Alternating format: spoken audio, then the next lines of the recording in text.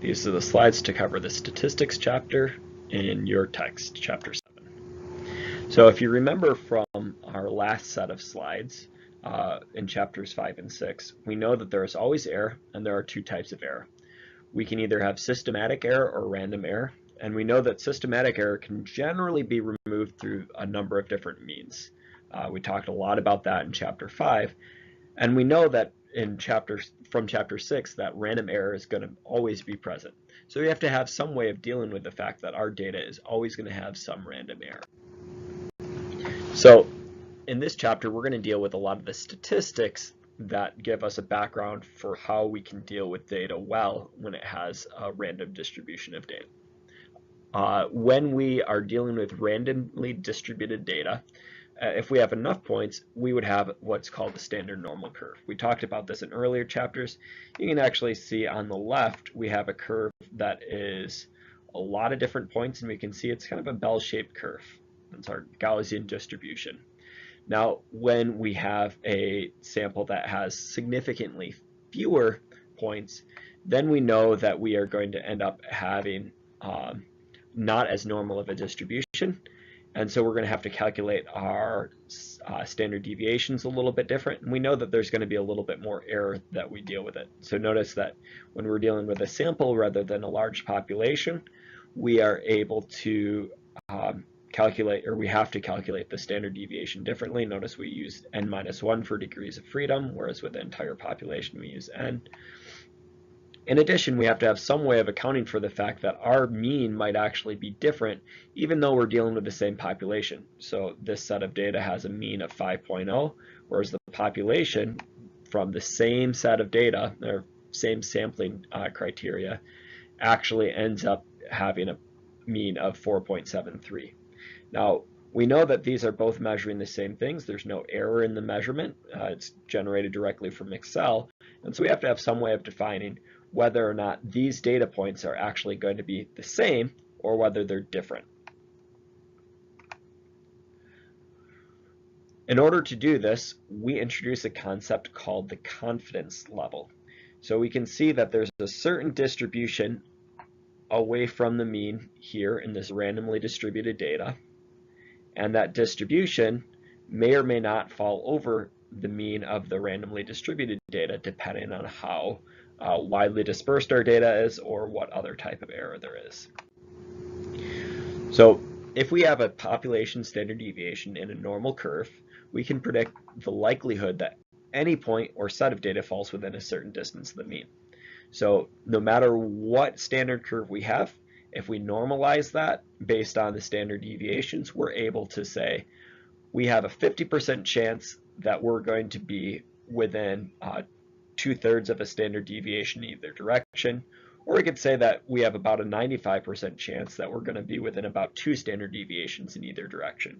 In fact, you could label this for any sort of confidence level. So we also notice that there's a z-value that's being plotted on the bottom. Z is just a normalized curve, so we're using the standard deviation to normalize the curve. We're dividing by that, and we're using the difference between x and the mean, or x bar and the mean, in order to make sure that the center is 0. It's just ways of making sure that these are all on the same scale, but no matter what, if we have a standard normal curve, we should expect to see 95% of the data within 2 standard deviations of either direction, 50% within half. So we can say that for any set of data, if we report something plus or minus 2 standard deviations, we have a 95% confidence level that that data is going to fall within that range. So for example, we have 7.3 plus or minus 2.5 students in analytical any given year at a 68% confidence level. That corresponds to 1 standard deviation. For reference, the past 3 times, all of the times I've taught analytical so far, we've had 7, 10, and 5 students. So notice that if we actually take the literal meaning of this, we'd say that the maximum number of students we could have is 9.8. That's if we add 7.3 plus 2.5, or the minimum is 4.8. So obviously, one of the data points, this 10, falls outside of that level, but we're only 68% confident that we could actually have that be our number. Of course, if we want to increase to a 95% confidence level, we could say that we are going to go about 2 standard deviations, so 4.9 instead of 2.5. And now notice that that 10 is going to fall inside of the bounds of our confidence level. So we've expanded the set of data that we're including significantly to allow for more data to fit in. But now our number isn't as specific, and so we might falsely include numbers that aren't really going to be really the same.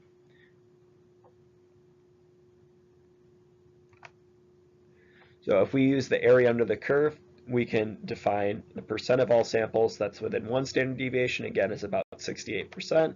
2 standard deviations is 95%. 3 standard deviations is 99.7. We tend to use a 95% confidence level, which correlates with about 2 standard deviations outside of the curve. One other thing I want to point out is these are populations, so we're using the population standard deviation. At the outside, we have the bounds of the confidence interval. So the very maximum value, that's plus 1.96 standard deviations, or the very minimum value, that's minus 1.6 standard deviations in this example. Outside of those bounds, we call that the significance level. So any data that lies outside of that, we say is significantly different than our comparison group. We can now define the population mean as being related to the sample mean, plus or minus z, which is just a normalization factor, so z right there, times the population standard deviation over the square root of n. So notice this is actually very similar to the mean plus or minus the normalization factor times the standard error of the mean, which was s over square root of n. We're essentially saying that when we're taking a mean, it's going to have some standard error with it, and we'd expect that our mu would fall within that standard error. So that's our equation for standard error of the mean. The problem is we don't actually always know the population standard deviation. So we might want to say that our mu value, our population true value, is going to fall within some amount of uncertainty, but there's uncertainty to that population mean since we're trying to estimate it with s. So if we don't know that population mean, we use s instead, but to account for that variation, we need to replace z, that normalization factor, with a t variable that's going to account for some of that variation. And so our equation now becomes mu equals x bar plus or minus ts over square root of n. Again, mu is the population mean. X bar is going to be the sample mean. T is a normalization factor that's going to account for the variation in our standard deviation. S is our standard deviation for a sample, and the square root of n is coming from that original equation where we've essentially talked about the standard error of the mean. These t values are all tabulated. These are established values to account for that uncertainty, and it's going to depend on what level of uncertainty or what level of confidence that we want to give our data with. Obviously, the higher level of confidence, the more data that's going to include, but that also means that we're going to possibly include things that really are different and call them not statistically significantly different. So our most common confidence level is the 95% confidence level. That tends to be where we will try to evaluate most of our data. Now notice also that in order for us to determine t, we have to identify degrees of freedom. So the degrees of freedom is always going to be the number of samples minus 1 unless we have the entire population, in which case the infinity minus 1 really doesn't matter a whole lot. So we know that we have lots of different ways that we can report random error. We've talked about some of them before, and we've introduced some new ones now. So the simplest way is to estimate the error of a single measurement. So like if we're measuring off a graduated cylinder, we say that we're probably plus or minus the last significant digit, plus or minus 1 of the last significant digit. We can also report a mean plus or minus a standard deviation. If we're just reporting based on standard deviation, we need to include an n to account for how sure we are about that standard deviation. That's the sample standard deviation, so that's an s, not a sigma. We can also report mean plus or minus a % confidence range. So we'd say the mean would be plus or minus some value, and then we'd say that it's at a 95% confidence range in most cases, or we could say a 90% confidence level, but we have to state what confidence level it is.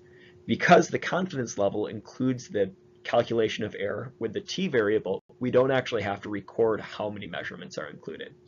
But we know that if we want to reduce the confidence range, if we want to end up getting tighter data, we have to increase n, because that's going to decrease our t value, and that's going to mean that we have a less wide spread. So you can see that the 90% confidence range for 5 measurements is pretty wide. We have a much better 90% confidence range for 21 measurements. Now, we might have 2 different means, and we might want to compare them to see whether they're similar or whether they're different on a statistical level. So one question we might ask is, if we have a mean with a standard deviation, x1 and s1, is it going to be the same as another mean with a different standard deviation, or with the population mean in that standard deviation? We want to ask, is that difference really only due to random error? And we're always going to assume yes, that's the null hypothesis. So we're going to test this and try to see if it holds true. And if it doesn't hold true, then we say that there's something else going on, and we probably have some sort of systematic error. So we have 3 different cases that we use to compare means. One case is where we're going to compare replicate measurements to a given value. So suppose we have catalog value, or an internet value maybe even, of mu. So we know what the atomic mass of something is, or we know what the density of something is, and we want to compare our measurements to that value. So that would be our mean of our samples to the mu mean of actual data that's been published and verified by other scientists. Now, another thing that we might want to do is compare one sample that's been tested under 2 different conditions. So we might say we've got 2 different methods to test something, and we want to see if those methods are really going to be the same or whether those methods are going to be different. So we'd be comparing one sample mean to another. This is by far the most complicated case, although the equation at the end is still mostly just plug and chug. And the third classic case is if we have lots of samples that are both tested, or each tested under 2 different conditions. So we might have individuals that are being tested 2 different ways, both before and after taking a drug, and we might want to see what the difference is. And so we want to see if that difference is significant, and so we're going to have those 2 different testing conditions. But what's really important is that those samples are going to be baseline to themselves. So we really want to measure on the basis of differences of individual measurements rather than the differences of the overall means. It's no good to get an average for each of those samples because we have too much variation in the population. We want to look for the average of differences instead. Okay, so for case 1, where we have several replicates that we're comparing to that mu value, that accepted value, we're going to use that regular t-test equation, that mu equals x bar plus or minus t times s, the sample standard deviation, divided by the square root of n. We're able to use this because we know that there's no uncertainty coming from this mu, and all of our uncertainty is going to come from our measurement. So it's actually a fairly simple test. We find our mean, we find our standard deviation, we find our t-value given tabulated values based on n, and of course we have n here, and we just plug and chug. We're going to have this side of the equation defined, and we're also going to have the mu defined. And so if both sides of the equation are defined, we just have to ask ourselves, do they agree? In the case where we're comparing values from 2 different conditions, but with one type of sample, we can use a different type of test. But this is only valid when the standard deviations are similar. We've got a different calculation if the standard deviations are different. Now, there's a lot of calculation that goes with this. What really I'm trying to accomplish in this slide is so that you see how this equation is derived from this standard t equation, this equation, so that you can understand where the numbers are coming from, even though the math I don't need you to remember, you'll be able to use the given equation at the end. So we know that this equation is essentially measuring t as a measure of uncertainty times s over the square root of n. Remember, that's essentially the standard error of the mean. Except that now in this case, our standard error of the mean is going to be coming based on the differences between values, and we know that those differences are going to actually combine into two separate standard deviations that give us a total standard deviation. So this is our standard error of the mean. Notice that SD is standing for the standard deviation of the differences, and we can figure out what that S mean is based on the standard deviation of one set of values squared plus the standard deviation of the second set of values squared. That's going to equal our total standard deviation squared as well, just the same way that it was when we propagated uncertainties. So we can plug in this SM equals the standard deviation over n squared, plug in this value, and we plug it in for each of these SM values. So we have a standard deviation of one thing over square root of n squared plus the standard deviation of another thing over square root of n squared gives us the total standard deviation squared. Now, when we do that, we can simplify by just taking out those squares. We'll take the square root of the other side at the same time, because that's going to allow us to look at just the SM total rather than SM total squared, so the standard deviation rather than the variance. So again, notice that we've taken out these squares, so the n, square root of n becomes just n on the bottom, square root of n2 just becomes n, but the standard deviations are each square values. Now we're going to do something a little bit funny, and then we'll explain it a little bit later. We're going to say that these S values are going to be better estimates when they're pooled together. We're going to better estimate the total standard deviation when they're pooled together. So we're going to say that we're going to use a standard deviation here that's been pooled together with a standard deviation here, and we're just going to substitute that pooled standard deviation in both of those cases. Again, we'll talk about that on the next slide. So that means that our calculation ends up being S pooled squared plus S pooled squared, each over their respective n's.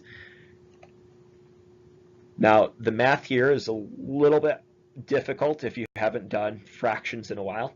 We're going to multiply the first S pooled squared by n2 over n2, essentially multiplying by 1.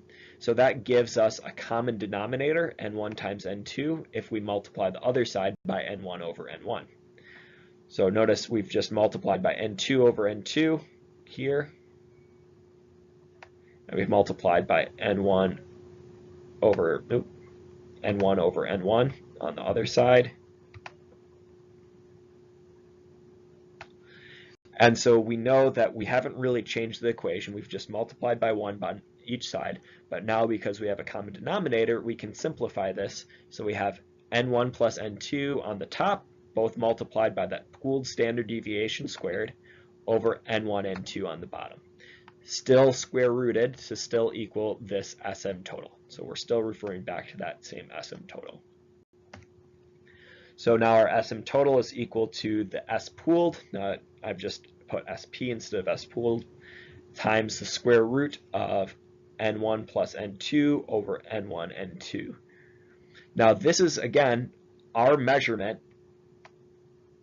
to approximately equal this value.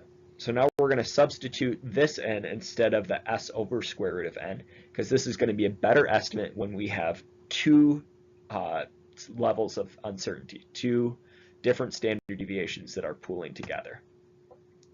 So now we're going to say that we're going to compare one mean to another mean, just like we compare mu to a mean before. We say plus or minus t again, so just the same as we had the t up here. And then we're going to compare it to this SP times the square root of n plus 1, or n1 plus n2 over n1, n2, because this is going to be now our measure of SM, the standard error of the mean. Okay, so all that to say, that's where this equation is coming from. Now we have to deal with this S pooled, and we have to deal with the t value. and so we're going to talk about each of those in this next slide. So again, this is our same equation that we had arrived at before. We have our SP value and we have our T value, and both of those are things that we have to deal with. We know that our T value can be found as long as we know degrees of freedom. We're going to choose the degrees of freedom based on the total number of samples that we have, so N1 plus N2 minus 2. It's minus 2 instead of minus 1 because we have 2 independent samplings. We're also going to have to deal with S pooled. Now this looks like it's a really complicated equation, but essentially we're saying we're adding up all the differences between values in the means for one set and squaring those differences. Then we're adding it to all the squares of differences for the other set of data and its mean. And then we're dividing by our degrees of freedom. Same degrees of freedom we use for T. That's going to give us our S pooled. So when we are able to do that, we can now properly account for the fact that we have two different standard deviations that are both contributing to the uncertainty in T. And it will give us a wider range of uncertainty, but it will give us a more accurate comparison of those two means.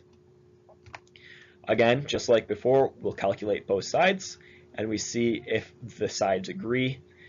If that x1 is truly within the uncertainty defined, then we know that those values are not statistically different. If it is not, then we'd say that they're outside the bounds of significance, which means that there's probably some sort of systematic error. If we don't have similar deviations, now we have to use a different calculation. The first part of the calculation doesn't really seem so strange. We're just going to stop, instead of converting to S pooled, we'll just use our original standard deviations, and this is our standard error of the mean. So we just multiply this by T instead. We'd end up with an equation that looks kind of like this. x1 equals x2, the means, plus or minus T times this value for Sn. So why is it so important that we go through all this step of doing S pooled when we know that this part of the calculation actually ends up being simpler? The problem is degrees of freedom becomes really, really difficult to deal with. This is our degrees of freedom equation. So you can see that now when we have a more complex set of standard deviations that are different, we need to account for those in degrees of freedom, and this ends up being a really, really painful equation to try to deal with. So it's better for us to be able to do our pooled standard deviations rather than doing our individual standard deviations like there. Okay, now again, this is only valid when the standard deviations are similar, the top one. This bottom calculation is for when the standard deviations are different. So we're going to talk in section 7b4 about how those are different. Now, our last comparison is when we have lots of samples that are tested under two conditions. Once again, we have our basic t-test equation is mu equals x bar plus or minus t times the standard deviation over square root of n. This s over the square root of n is going to be an approximation for our standard error of the mean, except we want to alter this because we're now looking for the difference between individual values. So the means don't mean anything.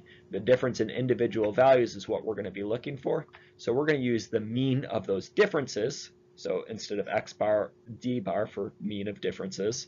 And we're going to compare it to 0 because we should have 0 difference between those points. That's our ideal if there's no significant difference between those. Now we're still going to plus or minus t, obviously, times the standard deviation. It's the standard deviation of those differences. So just like we take the average here, or the mean, we're going to take the standard deviation of those differences and divide by square root of n. So it's actually very similar to what we had before, except now we have to tabulate differences. Again, we're going to have both sides defined, and then we're just going to check to see if they agree. Functionally, that means that we're probably going to want to set up a table where we have sample numbers identified, and for each sample we'll record both data points. So for method 1 on sample 1 we have this data, for method 2 we have this data, and then we calculate the difference for each of those data points, and then we can easily calculate a mean of that difference and a standard deviation of that difference. Actually is a fairly straightforward process in Excel, and this equation is much simpler to implement than the previous one for case 2. Okay, so we know that for case 2, we really can only make this work if we have standard deviations that are similar. So we're going to use an F-test to determine if 2 standard deviations are significantly different. The F-test goes like this. We're going to have a calculated F value that's going to equal the variance of one set of data over the variance of another set of data, or the standard deviation of one set of data squared over the standard deviation of another set of data squared. Those are the same values. We're always going to put the larger S on top, otherwise we'll end up with the inverse of the F calc that we want. So we always want our larger standard deviation to be on top, and we're going to compare our F value with a value from the table. The table is this table 7.4 from your text. These are well-established data points, so you could find F test table in a lot of different places. There's one in Excel that's included in the background data. There's also, I'm sure, plenty of these available online. This one in your text is on page 139. So now if we have 2 different standard deviations, we're just going to compare our F calculated with the value from the table, and if our F calculated is larger than that table value, then we say the standard deviations are significantly different. Then we have to use that second set of data rather than the S-pooled set of data. Another type of analysis that we might do is ANOVA analysis.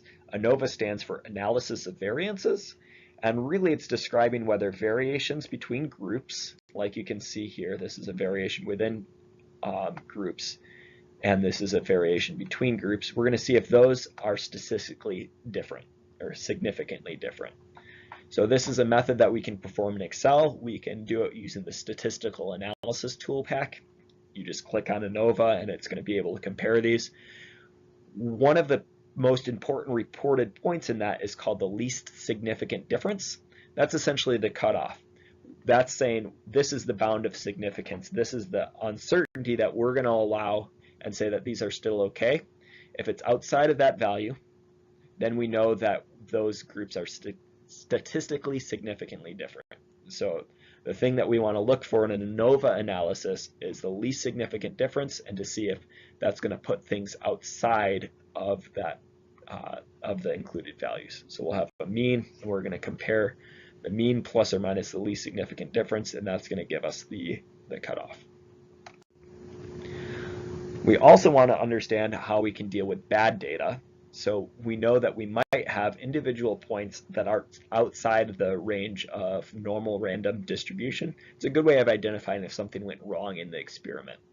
We're going to do that using a test called the Q test. The Q test is just going to say, we're going to test the range overall, the range being W. So this is our range of all of our data points, and we're going to compare that to the gap, the distance between a point that we think might be an outlier and the next point within our data set. So here we have a D that is relatively large, putting a large difference between the X6 and all the other data points. So we're going to say that then our Q calculated value is going to be the gap, that D value, divided by the range, the W value. And if our gap makes a significant portion of our range, we're going to say that our Q is quite high, and if it's high enough that it exceeds the critical value, we're going to reject that data point. Now this really only works if we have n greater than 50. That's when we can say for sure that we have to reject that point, that it is an outlier. It is statistically more likely than not that that is a bad data point. If we have less than n greater than 50, we really can't use this test accurately. So you have to use some discretion. If your Q is really close to Q critical, I probably wouldn't throw out the data point. But if your Q is a lot bigger than Q critical, you don't have any way of proving that this is valid, but there's a pretty good chance that that's an outlier. Your best bet is to take more data points, and then it will be easier for you to prove that that's an outlier. This is the tabulated value for Q. We generally use 95% confidence, just like we do for F tests, just like we do for T tests. And again, this is all readily accepted data, but this data is found in your textbook on page 146. 37 if that's something you want to look back for. Obviously, it's also found in the slides.